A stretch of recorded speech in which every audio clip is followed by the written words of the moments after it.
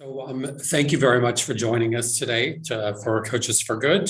It's the 17th of February. Can't believe it's middle of February already. We're excited to have Sue Mann with us today, who's going to be talking about trauma coaching. It's going to be an interactive discussion. So I would say have your unmute button ready. Or you could even take your mute button off if you don't have any background noise. If you do have background noise that's going on, just go ahead and keep your mute button on, and then as you want to ask a question or something, just unmute at that point. Maisa, I'll let you do a little introduction of Sue. Thank you, Dennis. I'm so pleased to introduce Sue Mann today. I first met Sue on Zoom on one of the sessions. She was talking about trauma, and I think I played that session a few times, maybe 3, 4, maybe more, because I was totally captivated with what she had to share. And I was so excited when she accepted to join us tonight. Sue is a board certified coach, ICF certified coach, and she's a positive intelligence certified coach as well. And the more I read about her in her bio, also she climbed Kilimanjaro, very impressive. And I think the topic of trauma takes a lot of courage for people to talk about. And I'm so inspired by everything I read about you, Sue, and I'm so happy to have you with us tonight.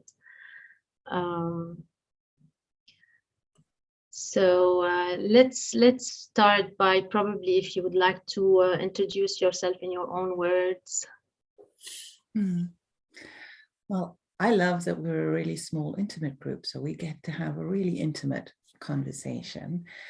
And let's see, Marhaba, Masa al Khair.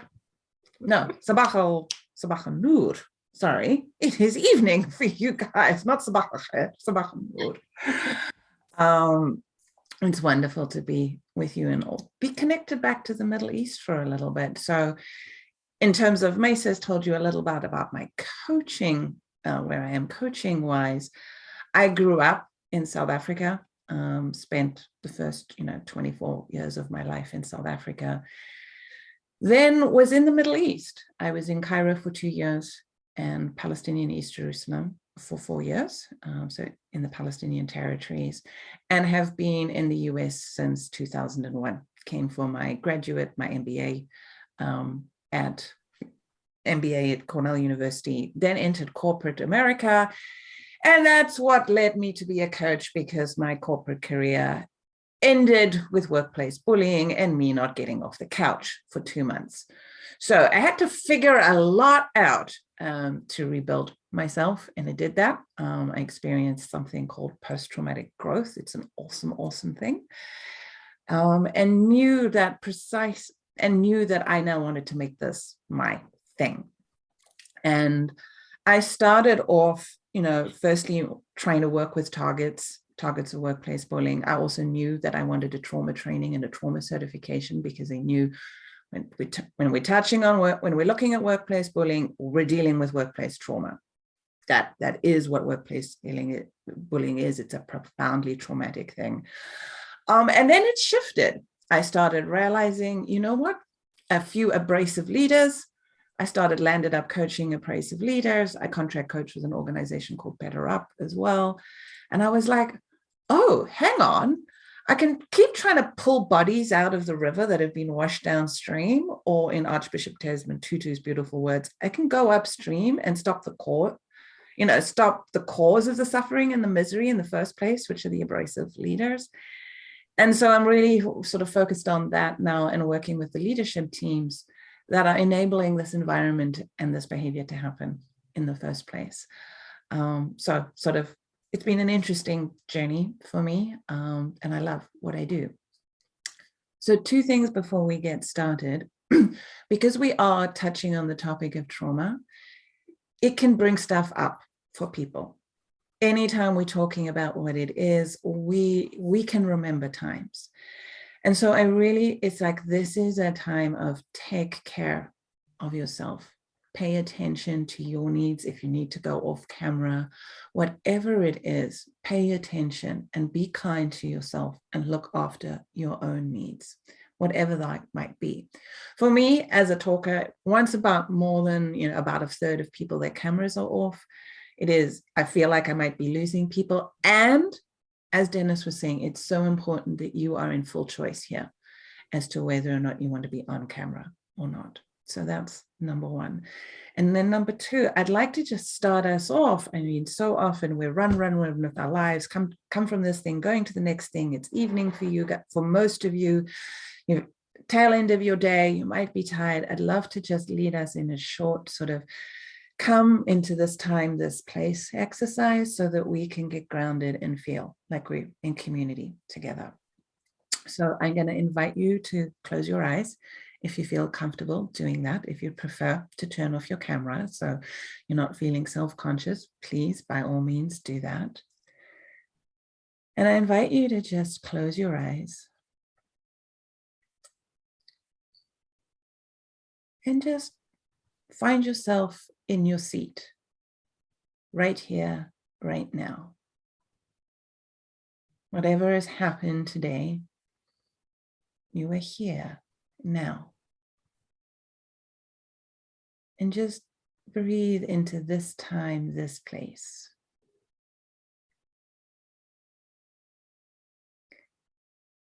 And I invite you just to notice and see if you can name all the sounds around you. Try and identify at least 5 sounds. There's the sound of my voice, of course. It's sounds of your computer, maybe. Other sounds in the room that you are in. And also outside, elsewhere in the house, outside the house. What are all the sounds that you can hear?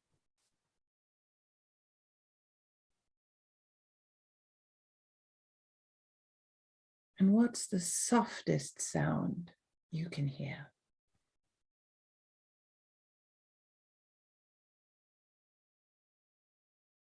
Can you hear the sound of your own breathing? And it's totally okay to exaggerate your breathing just a little bit if you want to.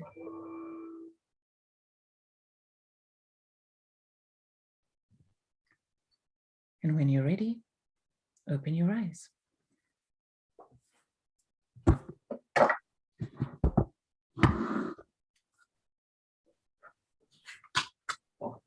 All right. Thank you.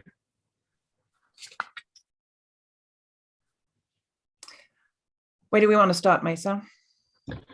We want to start with what is trauma. We keep saying PTSD, or I love what you said, post-traumatic growth, but not everyone knows what are these terms and what is trauma.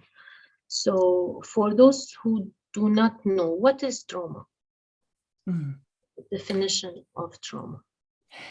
And it's really evolved and changed. When they were first really starting to look at this, trauma was defined as a threat, a sense that our lives were under threat, that we might die. So it was physical trauma in the sense of, warfare, but also rape, abduction, hostage, earthquake, fire, any of those things, and what we called shock trauma. And sort of this single event where, we didn't know if we were going to survive. And our understanding, the trauma research field has really realized there's much more to trauma than that. We now understand that trauma, it exists on a spectrum. It exists on the stress spectrum, actually. And trauma is in many ways now best understood as and in the model that I am trained in, It's anything that overwhelms the capacity of our nervous system to cope. And really now all the research is understanding that trauma is about our nervous system. And our nervous system is it's an ancient part of our biology. It is far older than our brains. Only our gut is older than us in terms of the biology.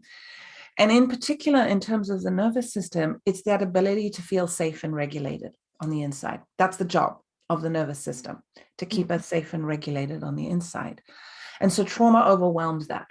And it can do it through a whole number of things. You know, we will say, so one of the ways I will describe trauma is there's classic shock trauma, which is the too much, too fast.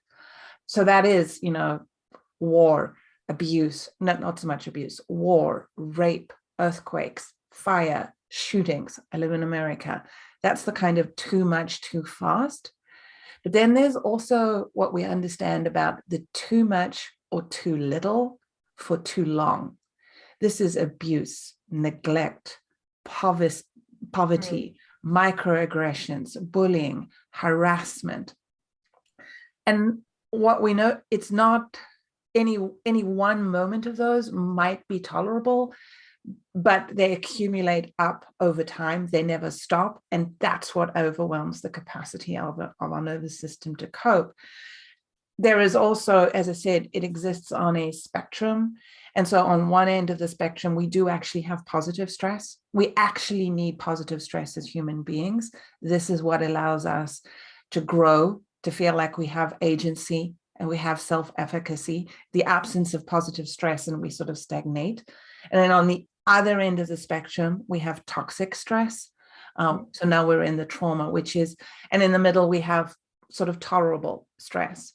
And what really mediates as to whether or not tolerable stress lands up in toxic stress, or if it's just toxic to begin with, is duration, intensity, and the level to which we feel like we have support around us. Trauma really gets mediated. It might feel like it's trauma, but it doesn't necessarily become a disorder or, you know, traumatize us when we have safe places to be with, safe places to process with human beings, like for children, knowing that they have safe adults to go to, having these positive people to engage with. That is an incredibly buffering part of trauma. And then there's one other part of trauma that we'll talk about, sort of big T, small t, cumulative T. Big T is the stuff that we think about, you know, racism, abuse, violence, gang, war, of course, common one, but, you know, but then small t. This is what we've really come to see now and understand is trauma is totally subjective. Like, for instance, someone can come through, we can have two passengers sitting in the back of a car and the car is in an accident. One person walks out of, and they're passengers. It's not like one is the driver and one is, you know, riding shotgun. It's two of them in the back of the car. And one of them walks out of that accident, they're fine. Gets in the car next day, drives, goes past that intersection, no issue whatsoever. And the other person, same exact experience. They struggle to get in the car. Every time they go past that intersection, they sort of feel panic attacks. They start avoiding it. Anytime maybe that was under a tractor trailer, every time they see an 18-wheeler, it's like, oh, you know, they notice that panicky, anxious feeling. And so this is the small t. You never know what might be traumatic to someone. Just because you don't experience it as traumatic doesn't mean it wasn't traumatic to them. And then cumulative T, the understanding that, like, this is sort of the microaggressions kind of idea. Any one of them, it's just, you know, rude, obnoxious, what have you. Have it happen consistently, day in, day out, cumulatively, especially abuse and neglect in the house. Then it becomes cumulative trauma. And all of them are processed by the body as trauma. So, long answer to a short question.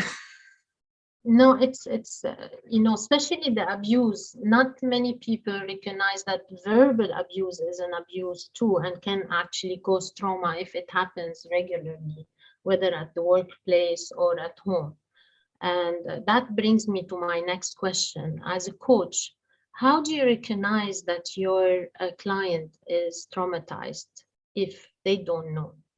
What are the certain behaviors that we need to look for in a certain, in a person, to understand that this person is traumatized? Because you mentioned earlier, being for 2 weeks or 2 months, absorbing the shock, but not everyone is trained. So how would I recognize that my client is struggling and doesn't know how to express himself or herself? Mm-hmm. Well, I want to just deal up front with, for coaches, most of the time, people don't come to you when they're in a trauma reaction. Generally, when people are in trauma, they're in therapy, kind of idea. Most of the time, people who come to us, they're functioning, kind of idea. So don't necessarily expect that people are going to reach out to you when they're in trauma, because that's just not what people understand coaching to be about. Then how do you recognize when it might be showing up?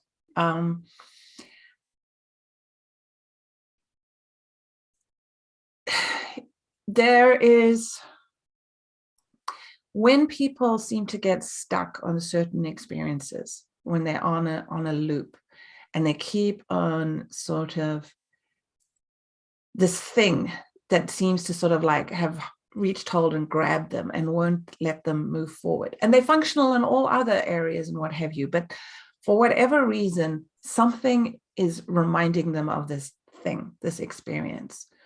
And they can get stuck in all sorts of ways, but there's a sense of stuckness. They don't seem to be able to make forward movement in some area of coaching for some reason. That's a time to get curious. I'm very careful, though, of necessarily naming it as trauma. Sometimes it's profoundly helpful to do so, but I do get curious and ask them, where do you think this is coming from? And sometimes they'll tell a little story, and you'll start to get a sense of, oh gosh, this felt like this. Even if it doesn't seem big to you, it felt big to them. As soon as you notice it starts to feel really big to them, again, curiosity. And then, as a coach, I'm never working on trauma. I'm never doing trauma processing work. That's therapy. I'm working with trauma in the sense of, how is it showing up in the coaching relationship in present time? And then I can help them sort of understand, oh, it sounds like, sounds like that was really traumatic for you. See how that lands for them. They identify with the word, okay. And okay, sometimes that's enough to just normalize it. It's like, and then if there's curiosity, I can go in and explain a little bit more about what trauma is, but very sort of gently. So I think that coaches have a fear of, if it shows up in the coaching relationship, oh my gosh, I need to refer them to therapy. I've had many clients I work with, they've done loads of therapy. And the trauma is still there in a sense, but it doesn't mean they can't work with me. One of the analogies we use in the PQ, Positive Intelligence, the mental fitness framework, is the hot stove analogy. And like, if your hand's on the hot stove and then that causes sort of a negative emotions, negative reactions, I put negative in inverted commas.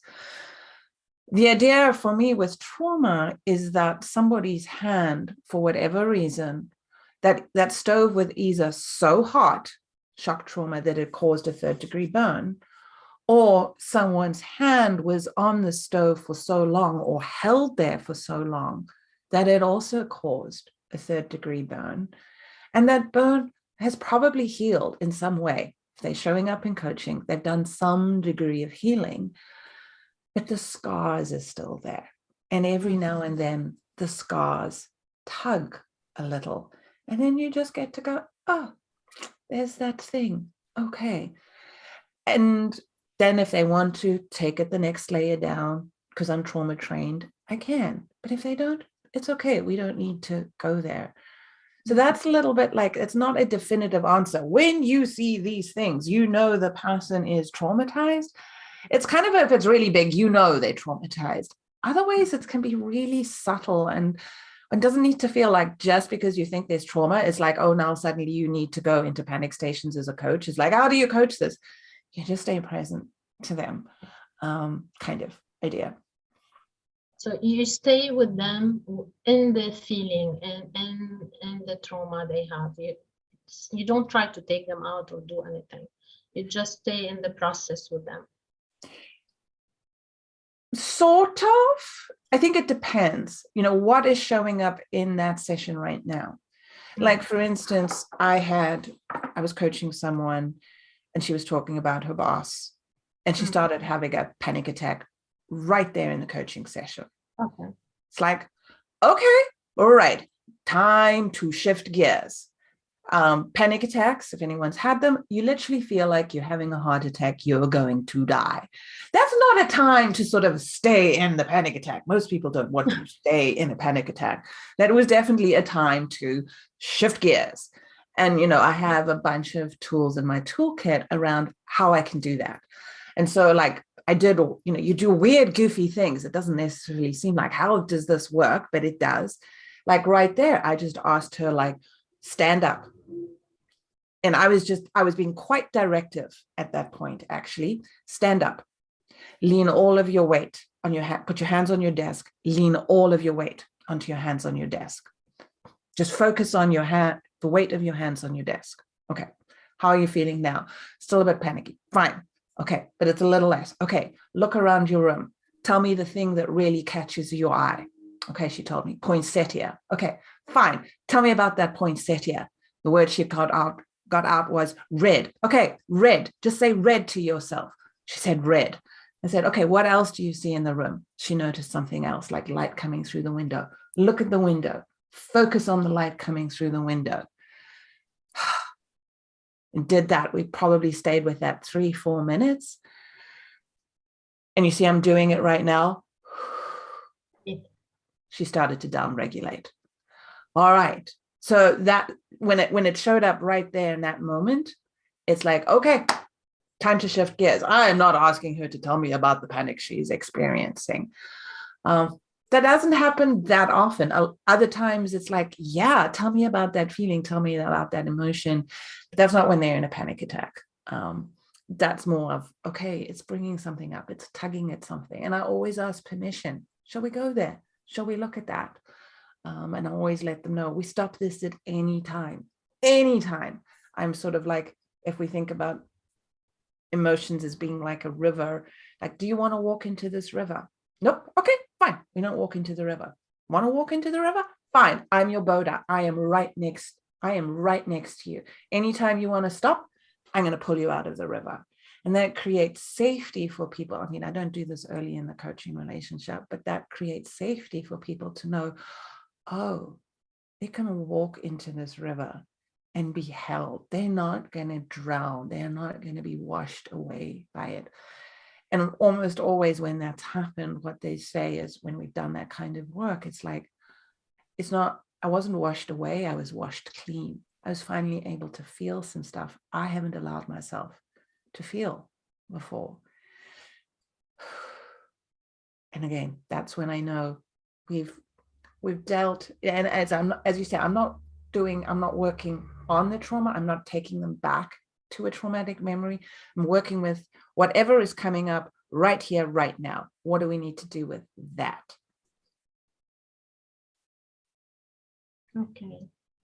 And where does bullying fall into the spectrum of trauma, especially the workplace bullying? Because I know that trauma is not a common subject in corporate. Like, I've worked for 25 years. I don't remember we had one training on trauma or bullying. You know, it's always a subject that is a bit sensitive. The bullier doesn't know he's bullying someone, and the person who's being bullied is too ashamed to say I'm being bullied, or probably doesn't know that this is bullying. Like I worked as an executive assistant, and I saw people sometimes talk to their inferiors in a certain way, and in my opinion that was bullying. It was supposed to be reported, but some people think this is normal. You know, he's my boss, you know, so it's okay to talk, for him to talk to me this way. Yeah. And this is also an awareness that we need to bring. So I would like to hear from you on that. Yeah. And right what you're saying there, Mesa, there is, especially in Western culture, in Western capitalist culture, their sort of psychological aggression, which is what bullying is normalized at work. This is the push, get stuff done. It's the hard driving taskmaster. You know, it's sort of, it's validated, it's normalized, it's rewarded, especially, you know, in that more hyper competitive, but not even hyper competitive, because it actually pays out really badly in healthcare and education settings. There is also a tendency, as the discussion around workplace bullying has become much more common, to sort of call any slight, any obnoxious behavior, any put down or criticism as bullying. And it isn't. It might be felt as bullying. Remember, all trauma is subjective, but it doesn't mean that it is bullying. There is no single definition for workplace bullying, and it's been, you know, researched now for 30, 40 years. No one can come up with a single definition. The one I use is that bullying is a dehumanizing process that is all about power and control. And what distinguishes bullying from just obnoxious behavior, criticisms, puts downs, is that it's a process, and ultimately what it's doing, it's that it's conduct that diminishes and ultimately denies the humanity of the other person. And it's really targeting somebody's character, dignity, integrity, not as a professional, but as a human being. And that's why it's felt so profoundly traumatic, because I remember I said the original trauma was around a threat to our physical integrity. Now we've understood that what we've really started to understand is that this threat to our self-concept, to who we think we are, to our worth as a human being, is profoundly traumatic. And I've had people to sort of describe bullying as it feels like the rape of your character and identity. That's why it's so traumatic. And in some ways, though, the research is showing that workplace bullying can be felt as more traumatic than sexual harassment, because sexual harassment, it's like, it's a thing. It was clearly about, it's about, I didn't deserve this. It's about my sexual identity. I can name it, I can see it, I can touch it. Workplace bullying, it's about who I am as a human being. And it's often taking place behind closed doors. And it's the psychological aggression that is just normalized. It's like, stop being so thin-skinned. This is the way things are done. Yeah, well, you can't take criticism. It's this constant discounting of, like, keep that going on, have it stacked on. And it really starts to feel like you have no worth as a human being in this organization. And that's where we get the profound health harms. The occasional outburst, bad comment, put down, we can manage so long as we have a supportive environment. Remember, I said spectrum of stress. But workplace bullying, it's like, that doesn't lead to a profound health harm. Workplace bullying it leads to profound health harms in terms of people's entire sense of well-being, health, functioning, etc. Yeah, it affects the body and mind.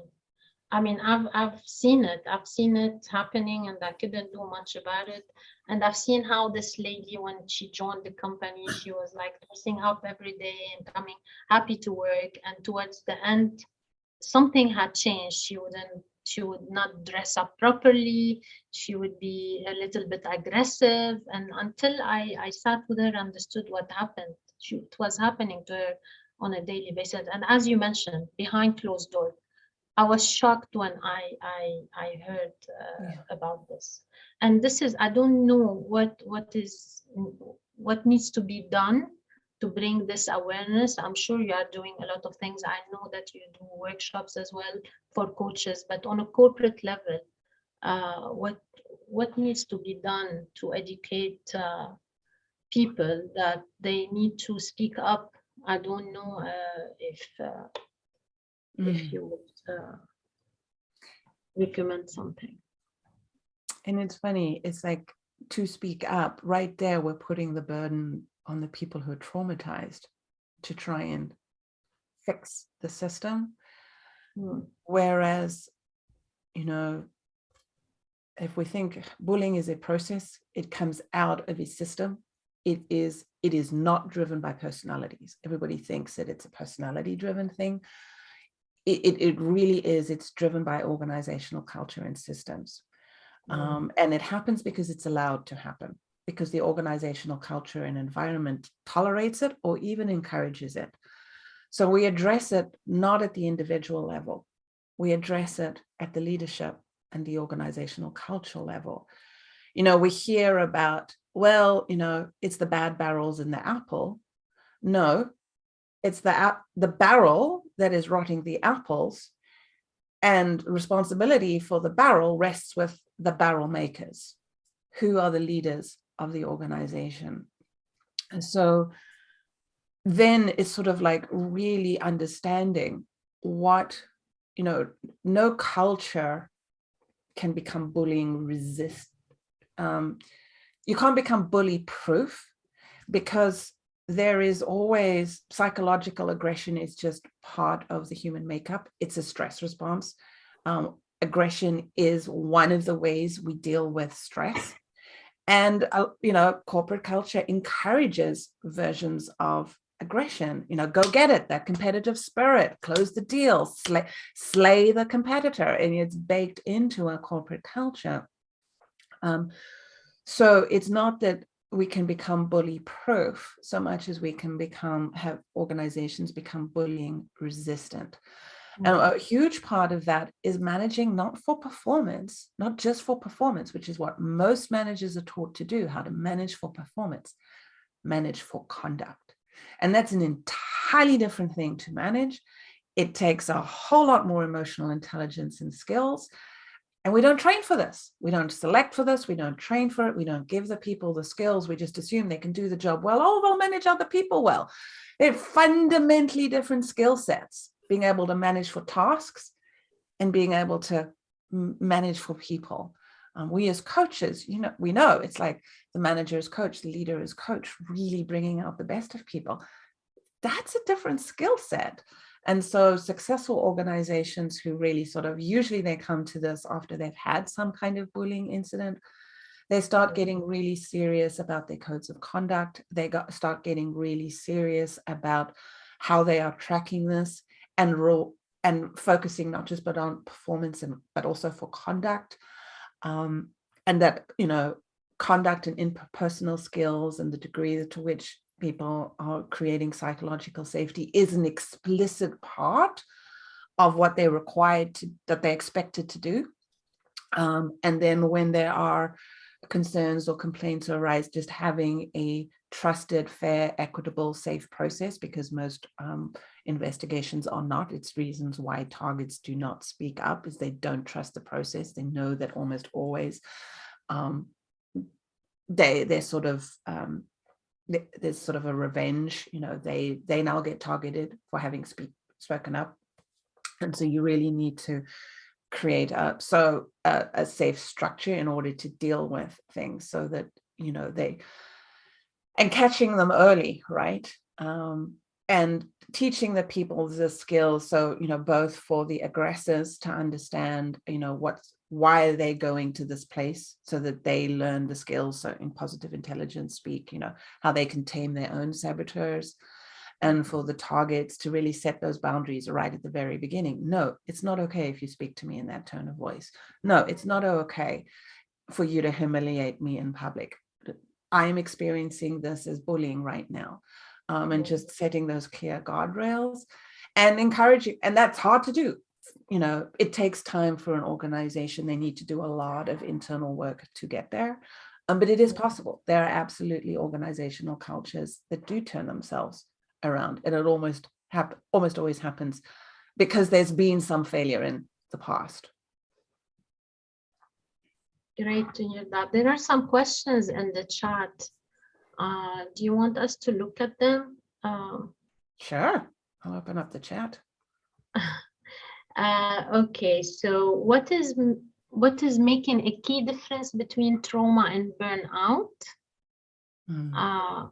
From Dagmara. I don't know if I'm pronouncing your name right, correct? Yeah. That key difference is what I said, bullying. Sorry, no, it's not about bullying, it's about trauma. Trauma ultimately is the sense that I'll sort of,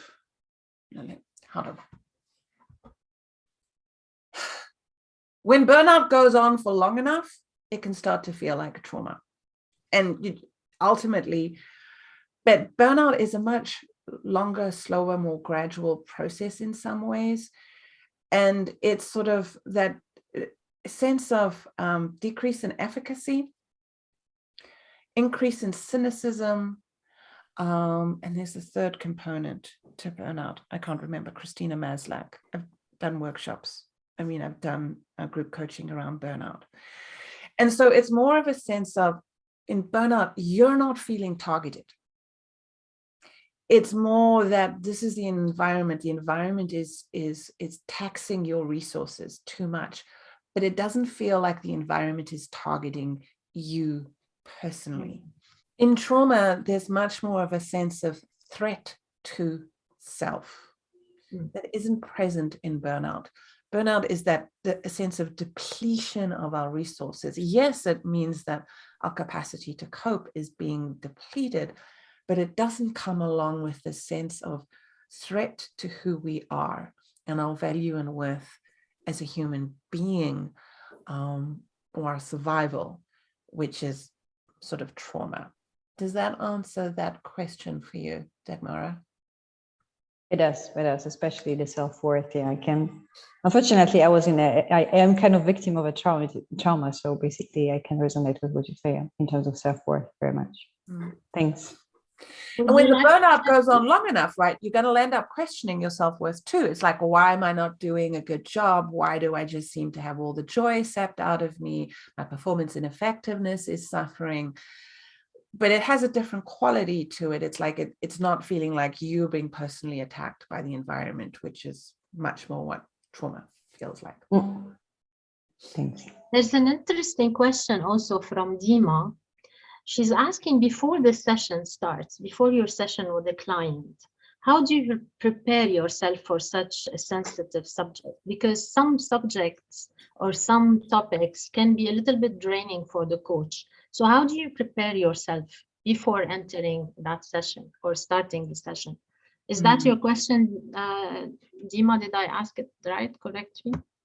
Yes, Okay. Exactly. Thank you. Dima. Yeah. This is where putting on your own oxygen mask first is like, it's everything. In the trauma model I'm trained in, it's like, are you resourced? Are you in a resourced state? And that can look like different things. Do you have places of support that if something comes up for you, you have a place to go and process it.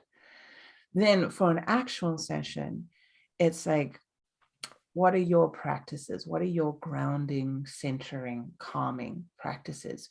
Do you have those that you do before a session?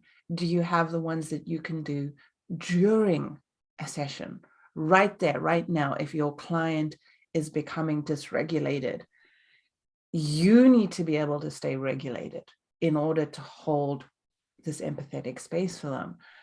And one of the primary, we teach that how to regulate yourself. And I just did a 2-day trauma training for coaches, and they saw me regulating myself the whole time.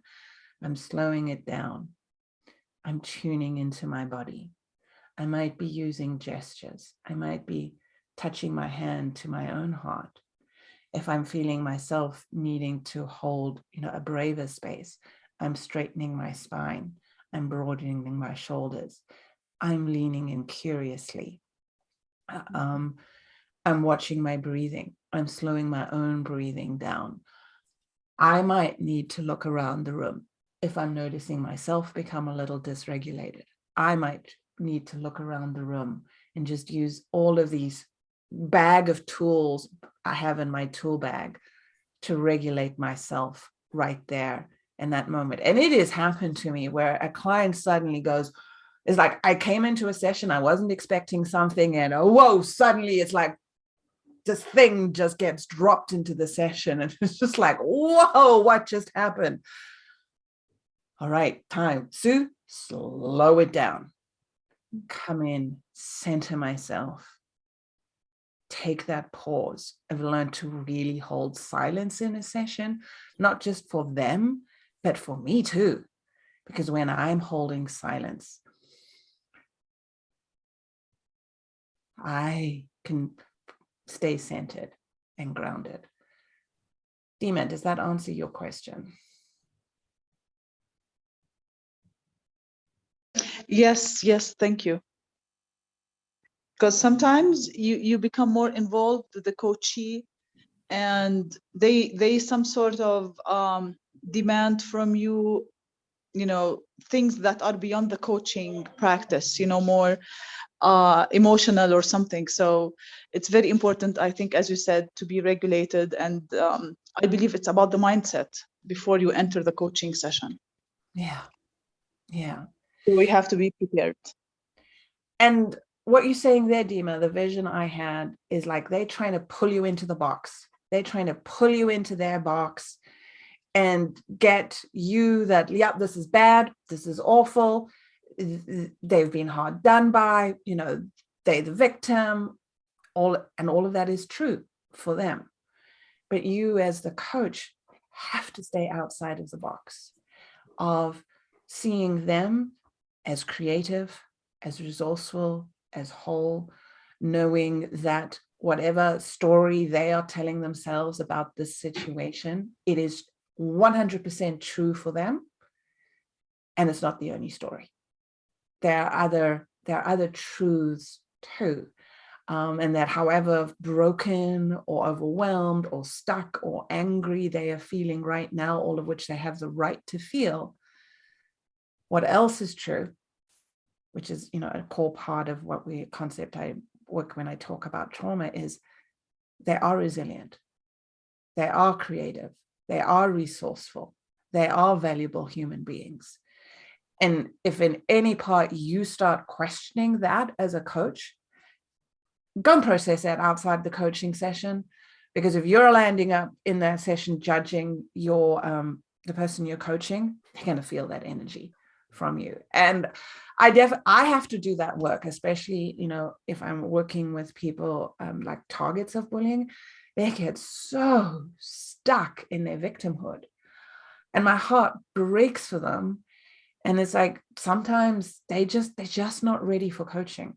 And I just honor that. They're not ready to be held in a safe, but still somewhat challenged. I'm not prepared to be their rescuer. I'm not, the drama triangle. I'm not prepared to be pulled into the rescuer role, because if I'm pulled into the rescuer role, I'm keeping them as the victim. That's not a functional relationship.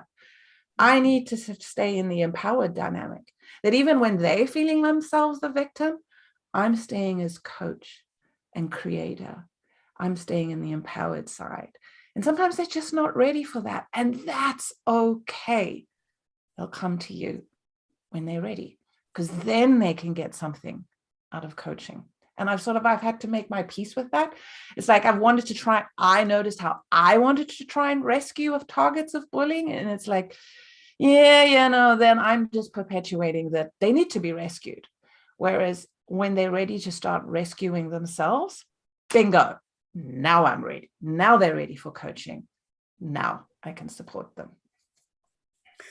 Sue, you had mentioned in your introduction that when you were first doing trauma coaching and bully coaching, you were pulling people out of the river, and you then wanted to move upstream and actually stop the flow of people from actually happening. So going to the leaders instead.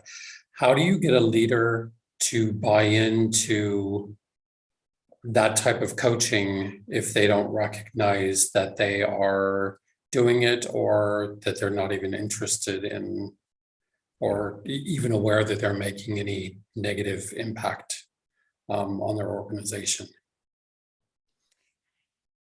It depends how and why they come to me. Sometimes it's like someone gets referred to coaching. It's like, you're going to have to fix this behavior, or you're being terminated. Okay, fine, you can bring me into that coaching relationship, and I will, as part of the contract negotiation, it's like, I'll work with this abrasive leader, this bully, but understand the bully doesn't exist in a vacuum.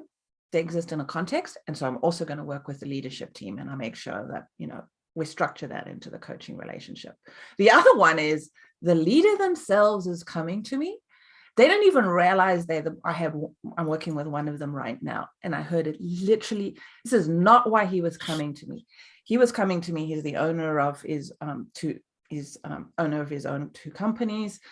And he was just like, very first thing he says to me, like in our first session, not the first thing he says, but right there in the first session, people are a time suck. They just don't get it. It's like, and I'm like, second session, I said to him, you know what? I actually wouldn't want to work for you.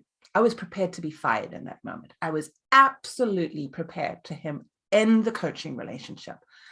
But my job at that point was to hold the mirror to him, right? Coaching, we hold up the mirror. And it's like, he was, why he came to coaching, he was unhappy. He was feeling like he wasn't being effective as a leader. Now, he thought he wasn't being effective as a leader because he wasn't managing people properly, and he needed more effective management strategies. He was starting to deal with anxiety for the first time in his life. So he came to coaching because things weren't working well. He just wasn't a happy human being anymore. And he was working with a therapist as well, but he absolutely didn't think of himself as a bully. He absolutely thought as, well, everyone else is the problem. I'm the leader. They should be doing it the way I say. But slowly, as I start to hold up the mirror, as I start to challenge him, he starts to see, oh, I'm the one who's created this culture. I think in our second or third session, he was complaining about someone. It's just like you find all sorts of creative ways in. So I asked him, because everyone's had a bad boss, right? Everyone has had the experience of a bad boss. And he'd started off working for someone before he started, working for himself and building his own company. He said, tell me about the worst boss you've ever had. And off he went. Okay. Tell me about the best boss you've ever had. He could describe that. And then it was like, so which boss are you being to your employees right now? How are you showing up to your employees right now? Silence on the other end of the phone. And he says to me, oh, I see what you just did. And I was just like, yes, yes, yes, yes. We got him to see that he is part of this. So, it all depends what they're coming to you for, if it's a referral, why, where they are in the organization, what problems they're talking about. It's rare that a leader will come to me and say, oh, I've been told I'm a bully and I'm abrasive and I need to fix this.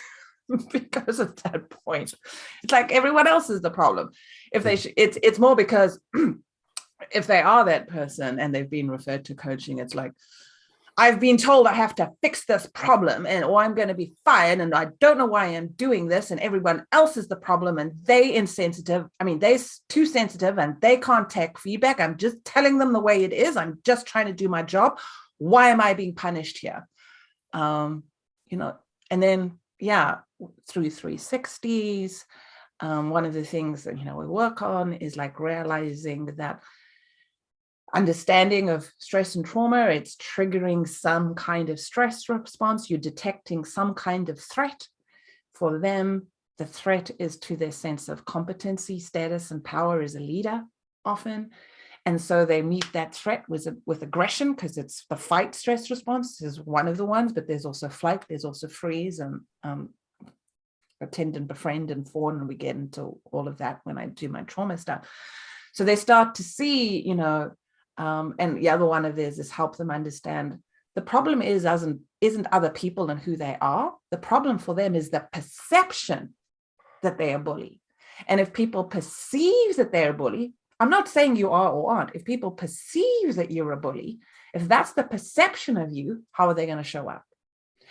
And how is that allowing them to be the best? Can you get the highest performance out of people? No. All right. So let's manage the perception. It's not because they're wrong, evil people, or you a wrong, evil person.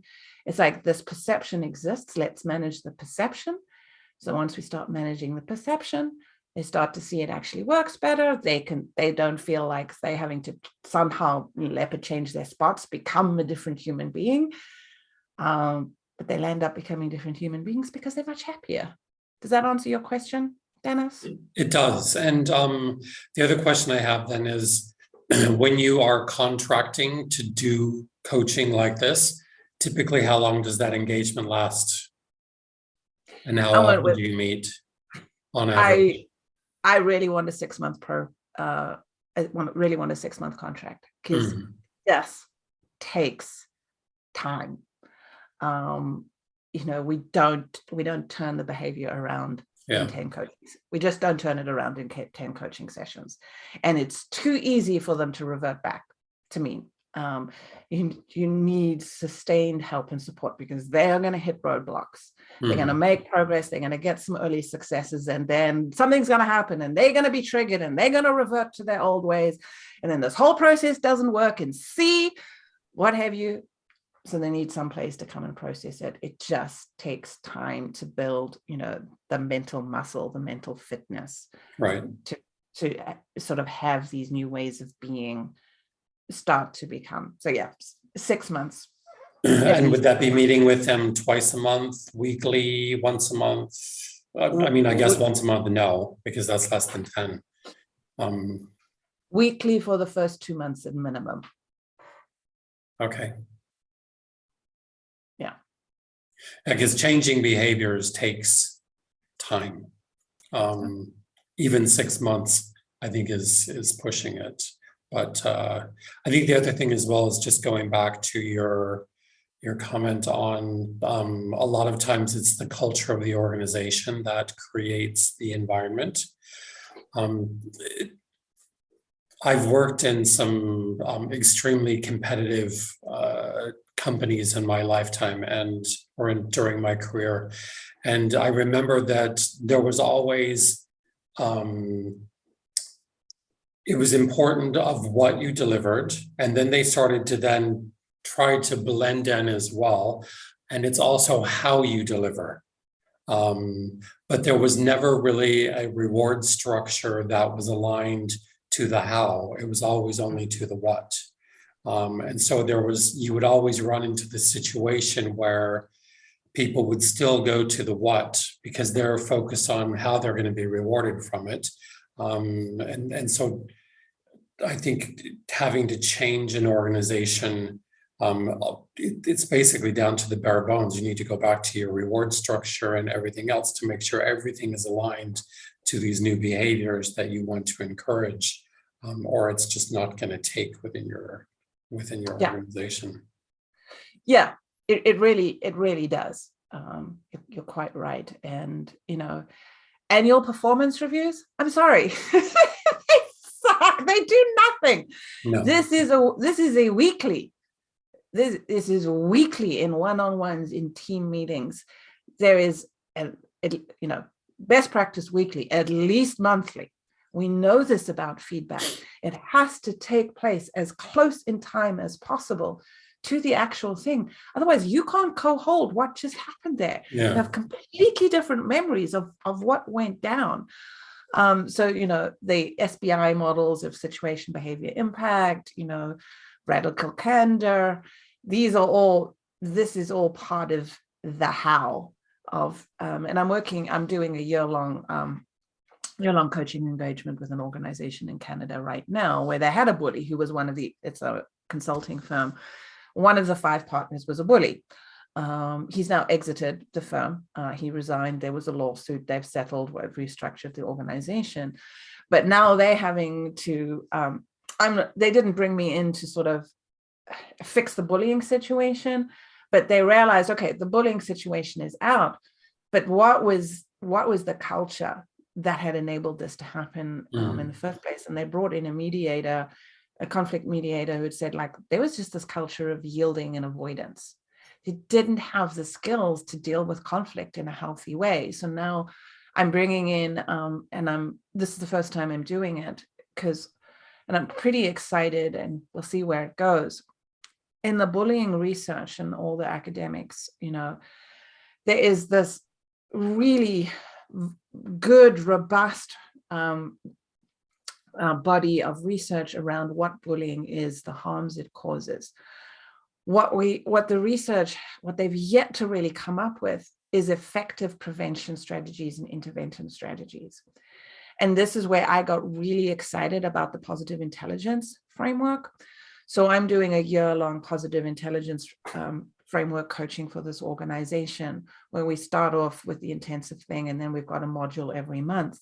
And because I'm building, the whole idea here is that we build organizational mental fitness by building each individual's mental fitness.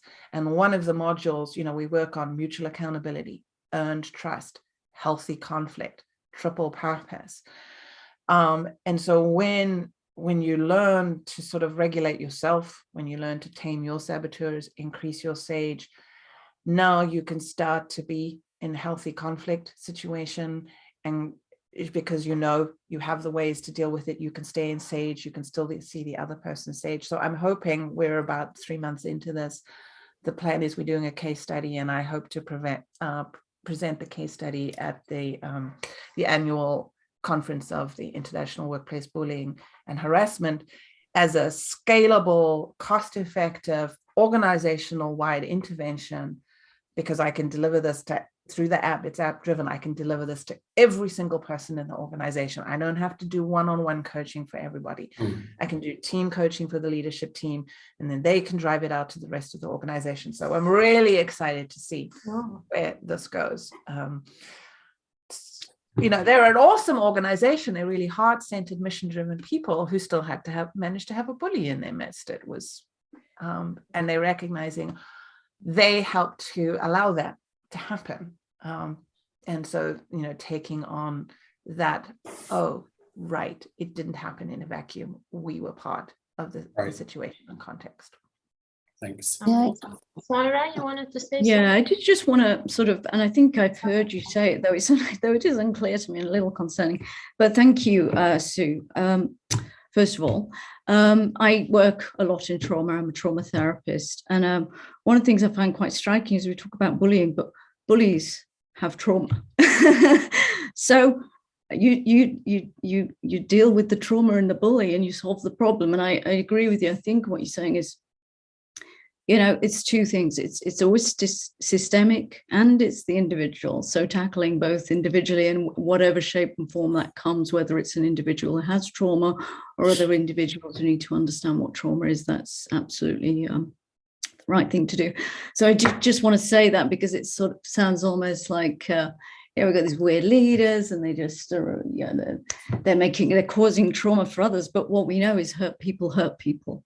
And, it's just something key that I wanted to say because I wasn't sure it was stressed enough. So I'm going to interrupt you there, just right, Sarah, to say, sure. Hell yes.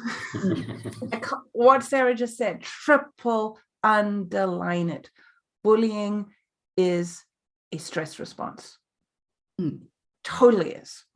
So yes, absolutely. Thank you. And so moving on from that, say, if you're in those situations as coaches where you've got these difficult individuals, how I view it, and you probably agree, Sue, is that, therapy, you're going back, you're going over the past, and you're trying to clear that. And coaching is all about the future. You want your client to go to a good place. Clients can't go to good places if they have a lot of trauma because they'll keep looping back to the past. And so if you don't feel, obviously, there's varying degrees of how empathetic people can be listening to people's stories. But if you don't feel able to go there, then you must, refer them to somebody and say, look, I really feel this is an important aspect of what's going on with you. You really do need to go deal with this now. So I just encourage people, rather to kind of get all stuck and embroiled with the stories, go and encourage them to deal with that aspect with therapy, because through that you can obviously continue to coach them as well, because you can't if they're in a bad place. And trauma is triggering and it will come back, and they will be triggered every day by something else silly that happened in the workplace that bothered them. So just, for any of you out there who are feeling like, oh, what do I do in this situation? Just to encourage that and not keep, banging head against the wall with the coaching side, can come to nothing if they're not dealing with that. Sarah, I'll underscore that too, Sarah. There's many a time I've insisted, I will not coach you unless you are also working with a therapist. Won't do it. And sometimes they resist that. And every time when I've had that sense and I haven't held that line, guess what? They haven't got the benefit from coaching, and we've had to end the coaching relationship because they're getting stuck. So exactly. It can be fantastic when they're doing coaching and therapy at the same time. But if I'm sensing the need for therapy and they're not going there, not willing to go there, that almost is a real signal for me of should they be in coaching? If are they ready? Yeah. So I interrupted you again to no, absolutely. Underline what you're saying. That's the key. Coaching is to grow, right? And we can't grow unless we've also dealt with things from the past. So no, I appreciated all that you said, Sue. So, and I think just that sense of when if they are getting into that unraveling story, that thing that happened, that thing that victimhood, it's also important for people to have their feelings. And we know we may not be armed for that as coaches, but again, going back to the therapy, they need to get that out, because a feeling felt is a feeling dealt with. And, we have far too much repression in our society. We have far too much repression in men, which is socially conditioned, which I wrote about when I talked about my book.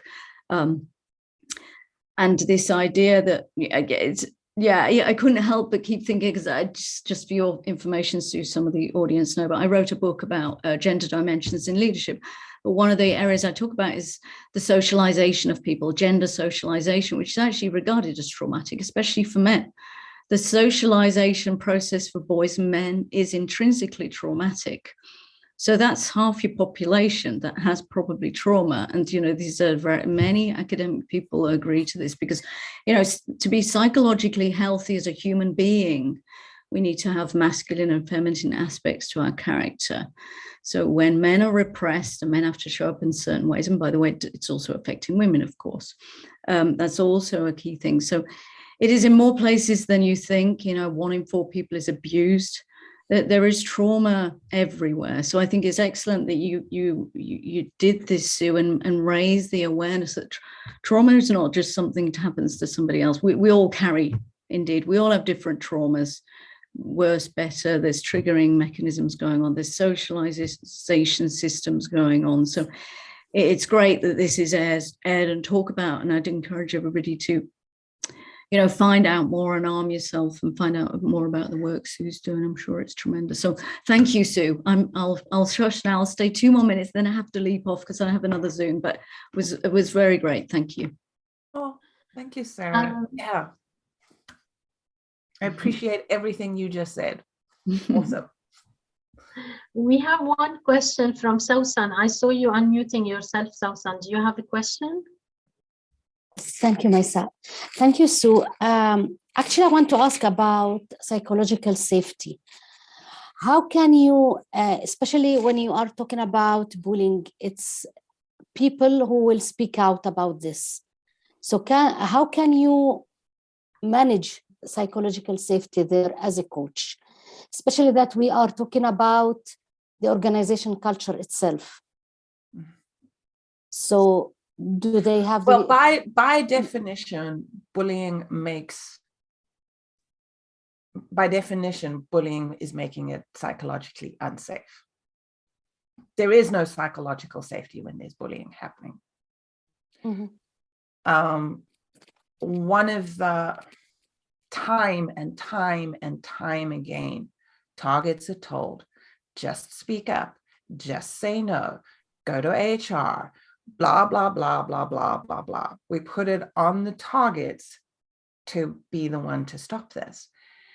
And there's so much shame for them of how did this happen to me?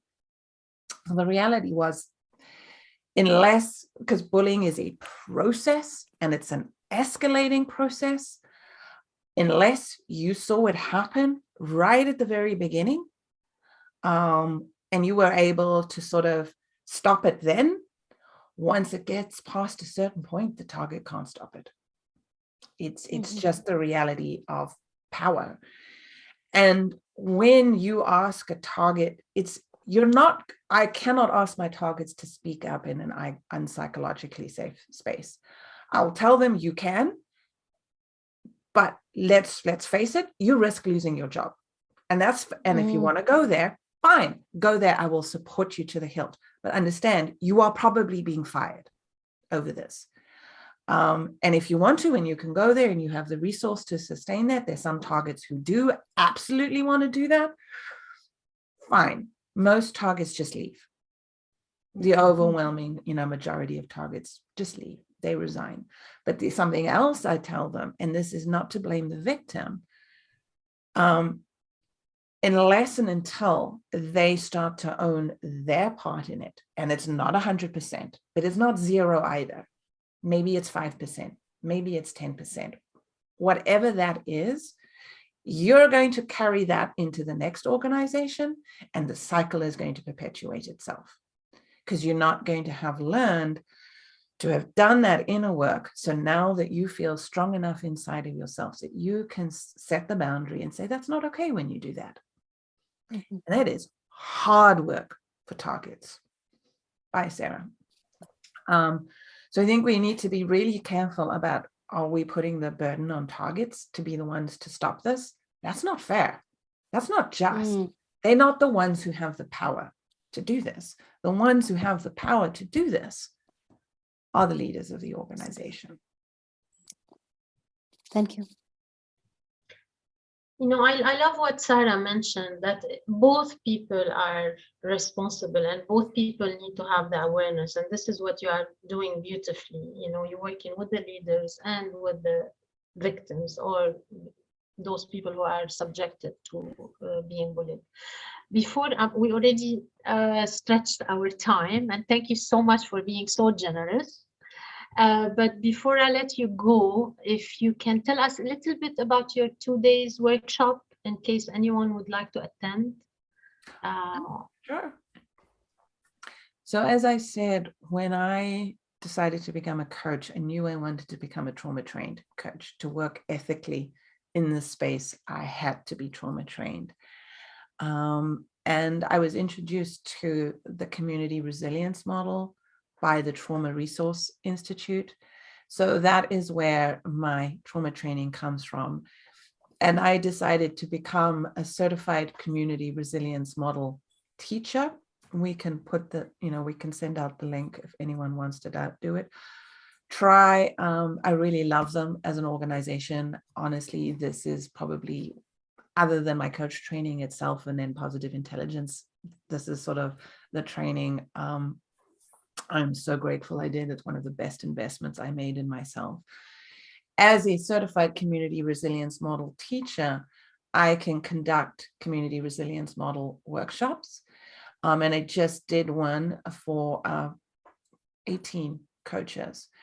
Some of them now want to go on to become certified community resilience model teachers. Some don't. When I take you through a workshop, I'm teaching you all the concepts, all the skills that you can then use in your coaching relationships. You can use them for yourself. You can use them in your coaching relationship. You just can't, in turn, now go and teach these concepts and conduct workshops. So you become what we call a CRIM guide. And what I said to, the coaches that I just did it is like, this gives you the toolkit you need in order to be able to feel like you can show up ethically and responsibly when trauma is happening. And I have news, as what Sarah was saying, trauma is happening to your clients. It's just a question of, how they're dealing with it. But one doesn't have to then go on and become a certified community resilience model trainer themselves. But you get this bag of concepts. I said, you use these, share the ideas, share the concepts, teach the skills, use the skills. This is exactly, why I do this.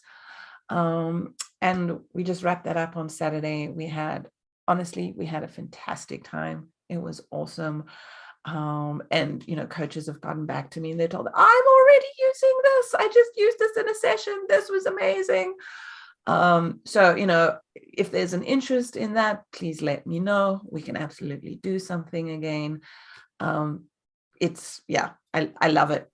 Because this is how one of them said, it's like, this is just information every human being needs to know, because trauma and stress is just, you have to be a human being. You're going to experience this. How do you deal with it when it shows up?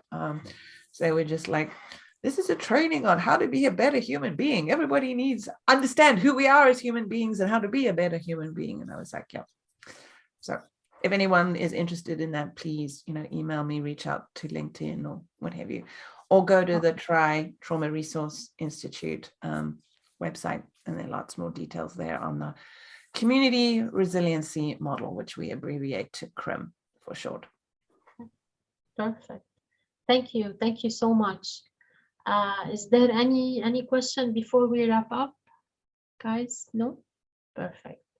Thank you, Sue. It's been a true pleasure, listening to you and learned so much. And I'm sure we'll go back and probably attend the 2 days, because I strongly believe that everyone is traumatized to a certain extent. We all have been through things in our life. We've had a pandemic. Our control. We've had a pandemic, global pandemic. Exactly. Everyone is now everyone is traumatized. Exactly. Yeah, and I love what you said. It's a training that will equip you to be a better coach and better human for yourself. For Dima is crying. Okay. Thank you so much, Dima. Yeah, well, actually, you do have a very valid point, and you just made me laugh, not cry. I don't know what I pressed. Sorry, I don't have my glasses on. Yeah, that's okay. It's okay. Thank you. Yeah, but it's true, actually. Yes.